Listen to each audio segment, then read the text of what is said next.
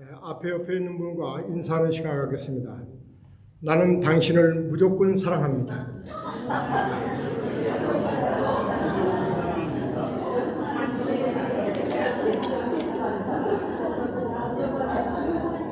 이런 역사가 이루어지기를 주님의 이름으로 다시 한번 축복합니다. 제가 이 새소망 교회 와서요. 이 하나님을 기쁘시게 하는 교회는 어떤 교회가 될까 그래서 첫 번째 설교에 복 있는 삶은 복을 유통하는 거고, 두 번째는 이 모세처럼 사명감을 가지고 살아야만이 이 교회를 기쁘시게 할 수 있고, 세 번째는 이 중풍병자가 일어나는 것처럼 일어나 그래야만이 우리가 많은 영혼을 건질 수 있다는 말씀을 전했고, 오늘은 겨울이 오기 전에 용사라. 여기 미국 분들이 여기 계시는데요. 제목이 항상 제가 안 돼서 이걸 썼으면 좋겠다 했는데 제가 제목을 말씀드리겠다. Forgive before winter comes. 타이틀 오늘 제목이 Forgive before winter comes.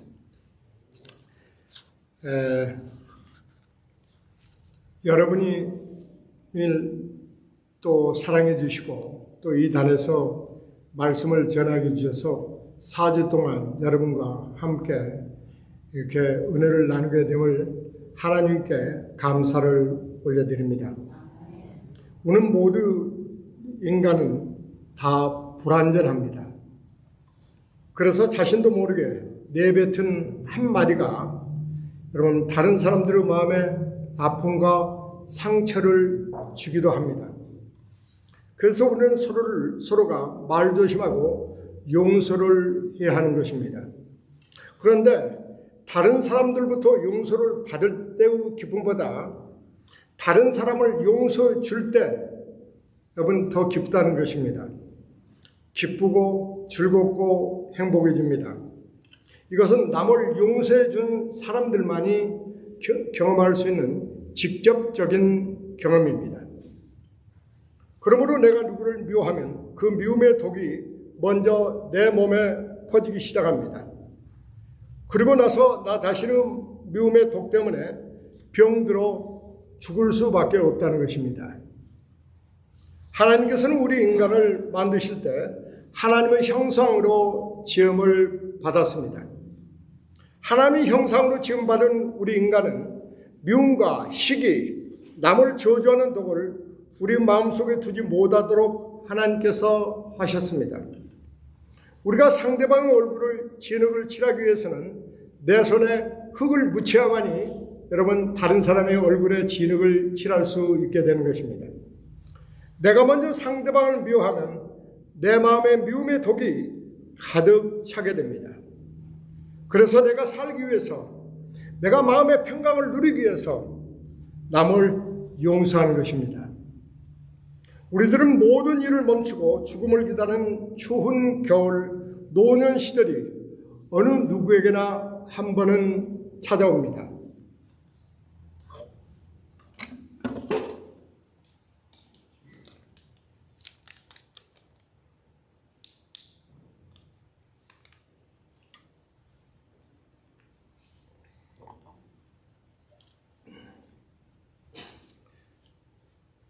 바울은 로마 감옥에 갇혀 있을 때 사랑하는 친구의 믿음의 아들인 디모데에게 편지를 썼습니다.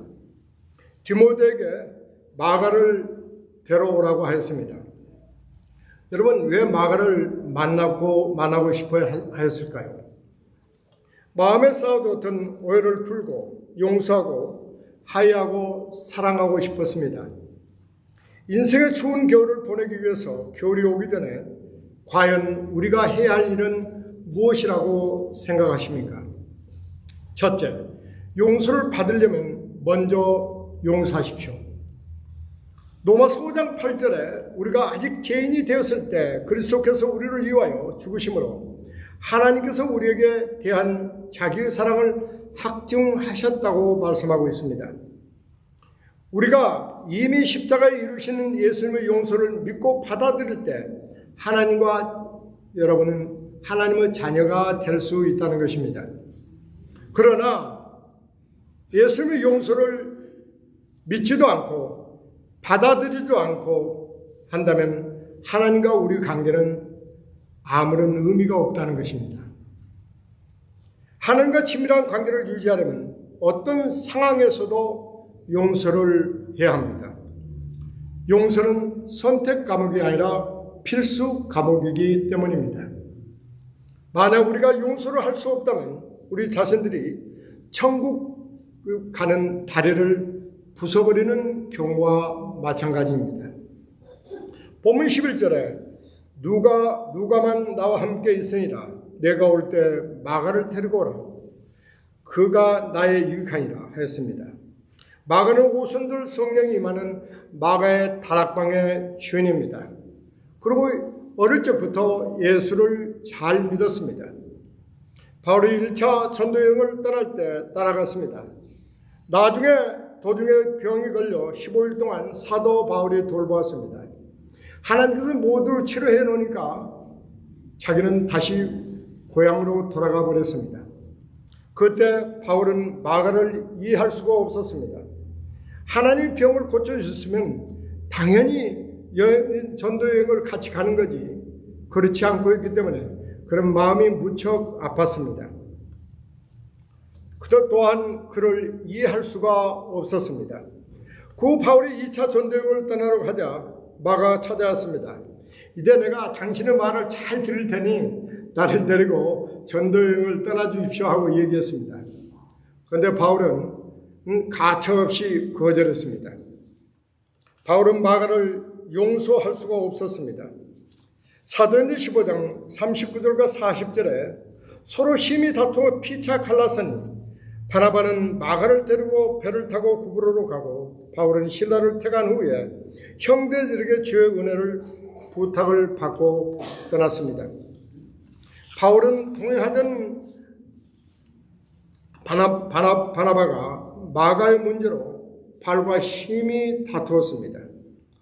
성질이 불같은 바울은 마가를 용서할 수가 없었습니다. 마가 대신 실라를 데리고 다른 곳으로 전도 여행을 떠났습니다. 나중에 인생의 추운 겨울을 앞두고 겨울이 오기 전에 바울은 그동안의 마음에 남아두었던 마가를 생각해 보았습니다. 그를 이해하고 용서하고 싶었습니다. 사랑하고 싶었습니다. 바울은 젊었을 때 원리 원칙의 삶의 기준으로 그는 살았습니다. 그런데 나이가 들면서 인생의 기준의 원칙이 아니라 이해와 용서와 사랑으로 살고 싶었습니다. 하면서 그는 깨달았습니다. 하나님 일에 먼저 원칙을 세워 사람을 판단하면 여러분 교회 공동체가 부서질 수 있습니다. 여러분 교회는 함께 나아가야 합니다. 나쁜 사람, 좋은 사람, 못난 사람, 잘난 사람 우리 모두가 서로 용서와 사랑을 하면서 어깨동무하며 나아가는 가족의 공동체 바로 새소망 교회 공동체가 되기를 주님의 이름으로 축복합니다. 만일 우리가 다른 사람을 용서하지 않으면 하나님께서는 저와 여러분을 더 이상 용서하지 않겠다고 말씀하고 있습니다. 여러분 이거 얼마나 무서운 이야기입니까? 주기도문에서 예수님께서 주기도문을 마치고 하시는 말씀입니다. 마태복음 6장 14절부터 15절에 너희가 사람을 용서하면 너희 하늘 아버지께서도 너희 잘못을 용서하시려니와 너희가 사람의 잘못을 용서하지 아니하면 너희 아버지께서도 너희 잘못을 용서하지 아니하신다고 말씀합니다. 그래서 저와 여러분은 용서를 해야 되겠습니까? 안 해야 되겠습니까? 해야 되겠죠? 그러니까 무조건 해야 되는 거예요. 무조건. 여러분 용서는 주님의 명령입니다. 용서는 해도 되고 안 해도 되는 것이 아니라는 것입니다. 저와 여러분이 그리스도인이라면 반드시 용서를 해야 된다는 의미입니다. 용서는 남의 잘못이 나의 마음에서 떠날 때까지 용서하라는 것입니다. 용서를 못한 것이 아직도 기억에 남아있다면 그것은 용서가 아직 다 끝나지 않는 것입니다. 우리 부부가 새가족 교육을 마치고 나는 박 목사님께서 새가족에게 주신 선물은 용서를 배우라는 책입니다. 저는 2주 전 이 책을 저녁 11시부터 3시까지 통독했습니다. 얼마나 좋은지 저는 우리 새소망 교우 모두들에게 필독서로 추천합니다. 혹시 돈이 없으신 분은 저에게 말씀하시면 제가 책방에서 사드리겠습니다.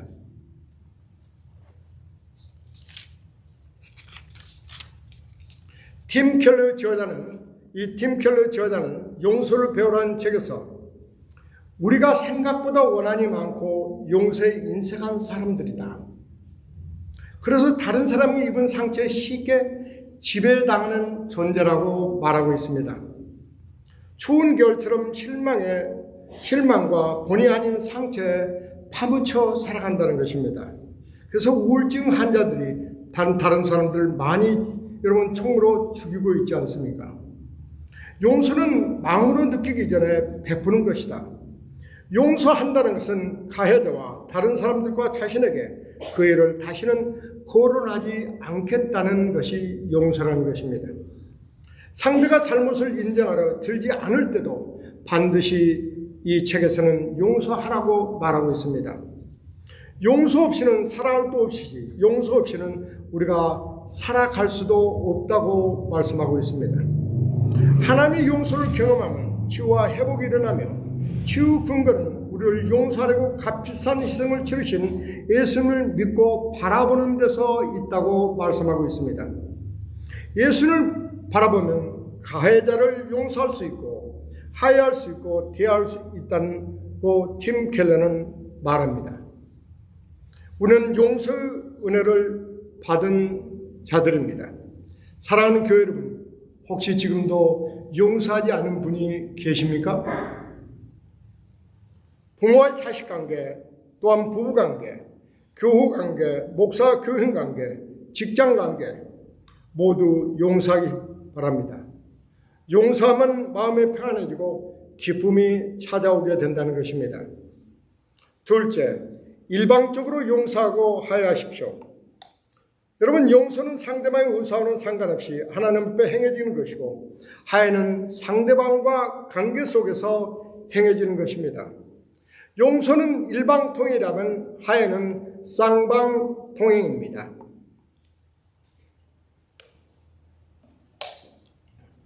예수는 우리를 일방적으로 용서하였습니다. 십자가에 못 박힌 예수님은 우리의 반응과는 상관없이 십자가에서 저와 여러분을 용서해 주었습니다. 예수님은 십자가에서 인간의 죄를 용서하셨고 사랑하셨습니다.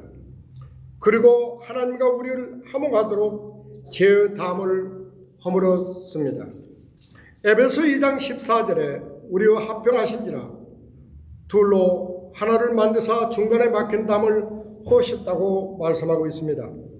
그리고 또 하나님과 화목하도록 화목의 직책을 저와 여러분에게 주었습니다. 고린서 5장 18절에 모든 것이 하나님께로 났으며 그가 그리스도로 말미암아 우리를 자기와 화목케 하시고 또 우리에게 화목케 하는 직분을 주셨습니다. 우리는 거룩한 자요 거룩한 직책을 받은 자들입니다. 하나님의 허락하신 거룩한 화목의 직책은 먼저 가정에서부터 이루어져야 합니다. 오래전에 영국교회에서 뉴질랜드로 헌신적인 선교사를 파송했습니다. 그는 어느 안식일에 성찬식을 베풀었습니다. 그 선교사가 성찬식을 인도하고 있을 때 사람 중에 어느 한 사람을 보았는데 그는 막 무릎을 꿇으려고 하다가 갑자기 일어나서 그의 반대편으로 황급히 달려갔습니다. 그러더니 곧 돌아와서 조용히 그 제자리에 앉아 있었습니다.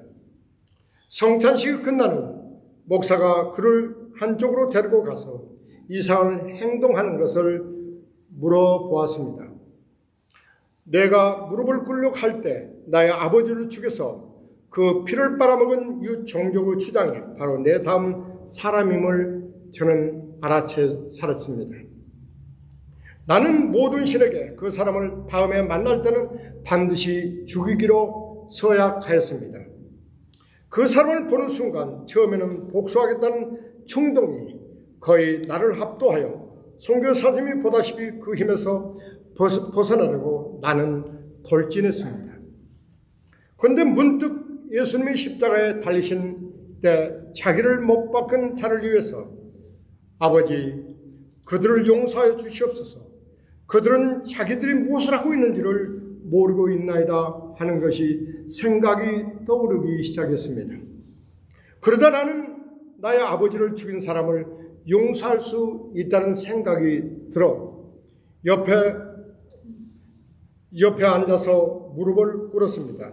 라고 그는 대답하였습니다. 이와 같이 그리스도인들은 하나님께 우리를 바라보시고 계시기 때문에 마음속 깊은 곳으로부터 참된 용서를 할 수 있다는 것입니다. 용서가 있으면 그 어떤 문제라도 저는 해결되리라고 믿습니다. 용서와 사랑은 하나님과 인간 사이에 죄의 장벽을 허물어 버립니다. 그 사랑은 그 십자가의 사랑으로 용서와 은혜로 우리 이웃을 모두 용서하고 사랑합시다. 사랑하는 교회 여러분, 추운 겨울이 오기 전에 만나서 용서하고 화해할 사람은 누구입니까? 타상에서 화해와 용서와 사랑을 해줘야 할 사람은 과연 누구입니까? 서로의 잘못을 가리기 전에 내가 먼저 손 내밀고 잘못했다고 말할 수는 없으십니까? 예수님이 이 땅에 오실 때 모든 것을 버렸습니다. 그런데 우리는 일부러 값어치도 안 되는 자존심을 버리지 못해서 여러분 사람들과 등을 돌리고 있다는 것입니다. 어느 교회 떡파의 교인과 빵파의 교인들이 있었습니다. 성찬식을 준비하면서 한국인 교회니까 떡파의 교인들은 떡을 준비하여 먹어야 한다. 우리가 미국에 살고 있으니 빵파의 교인들은 빵을 준비해서 먹어야 한다고 했습니다. 그러다가 떡파의 교인들과 빵파의 교인들은 싸워서 교회가 분리되고 말았다는 것입니다. 10년이 지난 후 마켓에서 떡파의 교인과 빵파의 교인이 만났습니다. 그는 전혀 10년 전의 얘기는 생각이 나지 않고 얼싸안고 얼마나 기뻐하는지 몰랐다는 것입니다. 중요한 일도 아닌데 버려야 할 자존심 때문에 교회가 분열이 일어날 수가 있습니다. 유대에 대해서 자존심을 세우는 일은 예수님을 버리는 일입니다. 내가 남을 미워하고 원망하고 비판한다면 나는 과연 누구의 사람이 될 수 있습니까? 제가 좋아하는 찬양인데요. 우리 함께 찬양하겠습니다. 아마 파워포인트에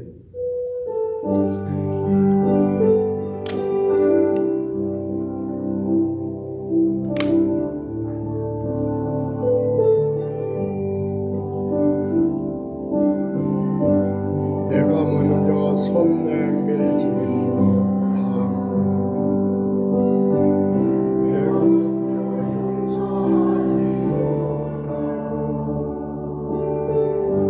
내가 먼저 웃음 주지 못하고 이렇게 멍거리고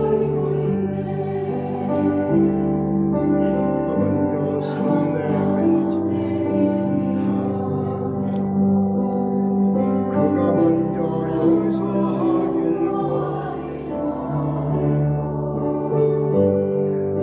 그가 먼저 웃음 주길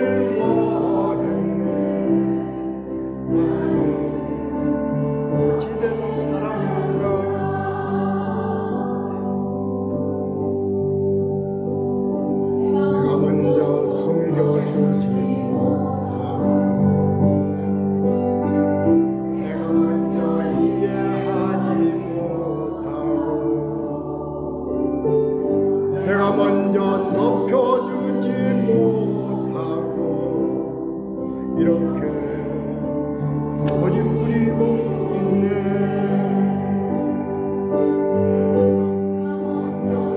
섬겨주길 원했고 그가 먼저 이해하길 원했고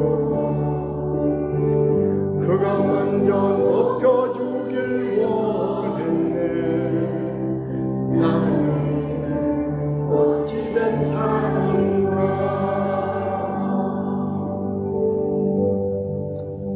저와 여러분은 올해가 가기 전에 모두 용서하고 사랑합시다. 우리는 용서하고 화해할 수 있고 사랑할 수 있는 사람들입니다. 왜냐고요? 저와 여러분은 하나님의 자녀이기 때문입니다. 셋째, 용서와 사랑의 말씀을 삶으로 실천하십시오. 바울은 두로아에 두고 온 낡은 코트와 성경책을 생각했습니다. 디모데에게 그것을 가지고 오라고 말했습니다. 감옥에서 성경을 보고 읽고 싶어 했습니다. 13절에 내가 올 때 내가 두로아의 가보의 집에 둔 겉옷을 가지고 오고 둔 책은 특별히 가죽 종이에 쓴 것을 가져오라 말했습니다. 왜 성경책을 가져오라 했을까요? 사람들이 다 떠나가고 홀로 겨울이 오기 전에 추운 겨울에 앞두고 있을 때 사람에게 가장 필요한 것은 무엇입니까? 사람들에 대한 원망입니까? 아니면 후회입니까? 스테반이 돌에 맞아 죽는 마지막 순간에 원수를 위해 기도하였습니다. 사도행전 7장 60절에 무릎을 꿇고 크게 불러 이르되 주여 이 죄들을 그들에게 돌리지 마옵소서. 이 말을 하고 자니라 하였습니다. 스테반은 숨이 끊어지기 직전 다시 한번 크게 소리 질렀습니다. 그리고 외쳤습니다. 주여 이 죄를 저들에게 돌리지 마옵소서. 예수님께서 당신을 못 박는 로마 고인을 용서해 주시기를 하나님께 간구했던 똑같은 모습이었습니다. 스테반은 자기에게 돌을 던져 맞아 죽게 하는 원수들을 용서하고 사랑하였습니다. 숨을 거두면서 사랑하였습니다. 우리가 살아가면서 마지막 유언은 한마디는 저는 참으로 중요하다고 생각합니다. 자기를 죽이는 원수들을 사랑하면서 기도하고 있습니다. 원수를 용서해달라고 기도하고 있습니다. 스테반은 자기 원수를 끝까지 사랑하고 자신을 죽이는 자들의 영혼을 사랑하고 있습니다. 그렇다면 저와 여러분도 그렇게 해야 된다는 말씀입니다. 35대는 목사님이 사냥을 갔다가 멀리 노루 한 마리를 보고 조준화에 싸서 달려갔는데 노루가 아니고 사람이 죽어 있었습니다. 법의 심판도 받아야 하지만 윤리적 도덕적인 것을 책임을 지고 목사직을 사임해야 했습니다. 그래서 극심한 절망에 빠졌습니다. 이제 내 인생이 내 목회는 끝났구나 하고 생각했습니다. 교회와 언론이 들끓었습니다. 교인들은 사람을 죽인 목사가 어떻게 목회를 할 수 있는가? 라고 말했습니다. 담임 목사직을 사임하고 빨리 나가라 하고 난리가 났습니다. 교회에서 물러날 수밖에 없었습니다. 그때 예상치 못한 일이 벌어졌습니다. 중진들 중 한 사람이 말했습니다. 여러분, 사람을 죽인 젊은 목사가 우리가 나가라 하면 그가 어디에서 목회를 할 수 있겠습니까? 라고 말합니다. 우리가 용서하지 않으면 목사님은 평생 갈 곳이 없다고 말했습니다. 우리가 목사님을 한번 용서합시다. 이 한 사람의 용서의 제안을 기도 후 온 교우들은 받아들이고 믿어주고 용서를 베풀어 주어서 그분은 그 교회에서 계속 사역하게 되었고 그 뒤로 목사님은 목회의 철학이 용서라고 하였습니다. 목사님이 십자가의 용서의 사랑을 설교할 때마다 교회는 울음바다가 되었습니다. 이 교회는 미국 최대의 교회로 성장할 뿐만 아니라 이 목사님은 미국 침례교회 총회장, 세계 침례교회 총재를 지냈고 54권의 저서를 쓴 크리스웰 목사입니다. 여러분, 살았지만 사람들에게 원망을 돌리지 않았습니다. 그는 용서하고 사랑했습니다. 마태복음 6장 12절에 우리가 우리 죄지은 자를 사하여 준 것 같이, 다시 말하면 우리가 우리에게 빚진 자를 탕감하여 준 것 같이 우리의 죄를 사하여 주시고 하나님께서는 말씀하고 계십니다. 하나님께서 우리가 용서할 수 없는 사람을 용서해 주면 뭐라고요? 하나님께서 우리가 용서할 사람을 용서해 주면 우리의 죄를 탕감해 주겠다는 것입니다. 얼마나 여러분 용서하면 복을 받을 수 있습니까? 사람은 허물을 덮는 것이 아니고 감싸주는 것입니다. 들춰내는 것이 아닙니다. 본문 16절에 내가 처음 변명할 때 나와 함께 한 자가 하나도 없고 다 나를 버렸으나 그들에게 허물을 돌리지 않기를 원하노라 라고 바울은 고백합니다. 회개한다는 것은 말로 자백하는 것이 아니라 죄를 버린다는 것입니다.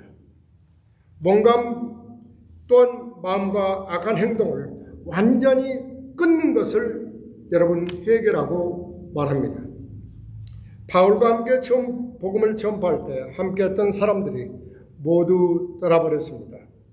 대만은 이 세상을 사랑하여 자신을 버리고 데살로니가로 갔습니다. 그때 실망이 있었습니다. 너무나도 섭섭하였습니다. 그때 애로웠습니다. 쓸쓸했습니다. 다시 과거를 여러분 돌려보면 많은 사람들이 떠난 이유가 그들에게 있는 것이나 내게 있다고 바울은 얘기하고 있습니다. 저도 목회를 할 때 저를 떠난 사람들을 원망했습니다. 그러나 그들이 떠난 것이 다 내 탓이라는 것을 저는 알게 되었습니다. 그래서 저는 그들을 용서하고 사랑하며 언젠가 하나님께서 만남의 기회를 주면 저로 얼싸안고 용서할 것입니다. 사랑하는 교회 여러분, 우리에게 추운 겨울이 가까이 다가오고 있습니다. 지금도 남을 미워하고 혹시 원망하고 계십니까? 비판하고 계십니까? 잘못이 꼭 저들에게 있다고 생각하십니까? 우리 지휘자님이 아니래요. 자기에게 있대요. 잘못이 여러분 남에게 돌리지 맙시다. 우리 하나님 앞에서 솔직하고 정직합시다. 우리에게 진실하게 용서하고 회개하는 마음이 절실히 필요합니다. 상대방을 탓하지 말고 내 탓이라고 한번 말해봅시다. 그러면 하나님께서 다 용서해 주시고 축복해 주시고 저와 여러분에게 은혜의 담비를 내려주시라고 저는 확신합니다. 누구에나 겨울이 지나면 추운 겨울이 옵니다.